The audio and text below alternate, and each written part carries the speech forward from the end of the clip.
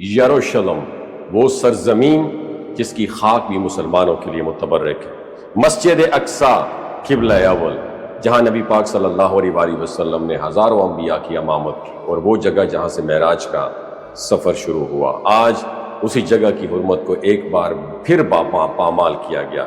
اسرائیلی وزراء، شدت پسند آباد کار اور فوجی اہلکار سب مل کر ایک منظم سازش کے تحت مسجد اقصی کی بے حرمتی کر رہے ہیں۔ یہ کوئی معمولی واقعہ نہیں ہے، یہ امت مسلمہ کے دل پر وار ہے۔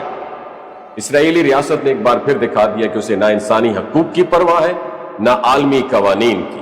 فوجی وردیوں میں ملبوس اہلکار انتہا پسند کاروں کو مسجد اقصی کے اندر لے جا رہے ہیں۔ نہ صرف مسلمانوں کو روکا جا رہا ہے بلکہ عبادت کے حق کو بھی چھینا جا رہا ہے۔ یہ سب اسرائیلی ریاست کی سرپرستی میں ہو رہا ہے اور یہ ناقابل برداشت ہے۔ پاکستان نے اس سنگین واقعے پر نہایت سخت اور دو ٹوک